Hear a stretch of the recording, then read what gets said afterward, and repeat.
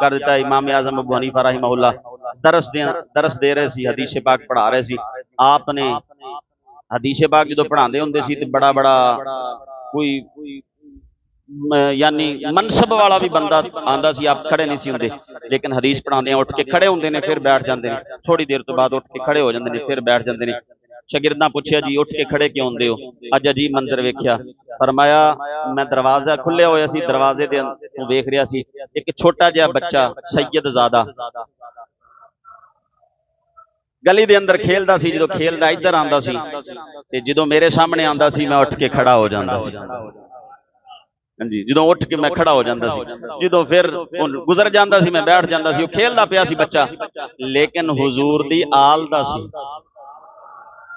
इस वास्ते मैं उहदे अदब वास्ते खड़ा हुंदा सी। अगर मूड होवे ते इत्थे हज़रत सुल्तान बाहू बोले ने। हज़रत सुल्तान बाहू रहमतुल्लाह अलैह फरमांदे ने बेअदबा नसार अदब दी ते गए अदबा तो वांझे हूँ जेड़े होवण मिट्टी दे भांडे कदी न बनदे कांझे हूँ जेड़े मुड कदीम दे खेड़े वो कदी न हुंदे रांझे हूँ जे दिल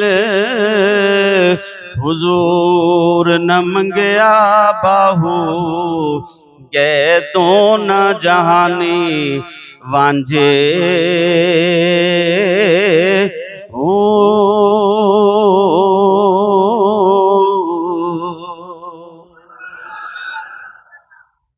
मियाँ साहब फरमाया सी बेअदबा मकसूद न हासिल ते ना दरगाह ढोई बाज अदब दे मंजिले मकसूद ते पहुंचिया ना ही कोई। जदों भी कोई मंजिल ते पहुंचना चाहता है उन्होंने अदब करना पेगा।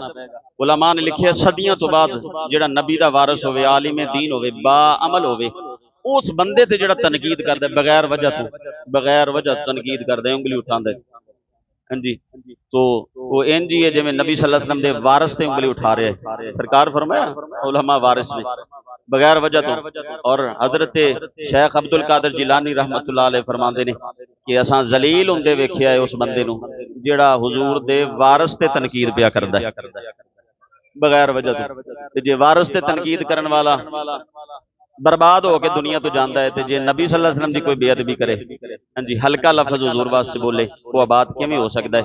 इस वास्ते मेरे भाई ईमान वास्ते जरूरी है आका करीम सल्लल्लाहु अलैहि वसल्लम की गुलामी और हुजूर दा अदब। इंशाअल्लाह उल अजीज जिवें मैं इब्तिदा दे अंदर बयान कीता सी आप दे सामने, रूफे तहज्जी दे एतबार दे नाल नबी सल्लल्लाहु अलैहि वसल्लम दे शान और अजमत बयान होएगी। पहला जुमा सी अलिफ दे हवाले दे नाल अदब मुस्तफा, अगला जुमा बे तो शुरू करांगे इंशाअल्लाह अजीज। हाँ जी, या बचपन मुस्तफा ते या बशरीयत मुस्तफा, जिहदा मूड होवे वो टाइम ना आ जाए। अल्लाह रब्बुल आलमीन सानू सरकारे दो आलम सल्लल्लाहु अलैहि वसल्लम दा सच्चा और हकीकी गुलाम बनने की तौफीक अता फरमाए। वाखिर दावा।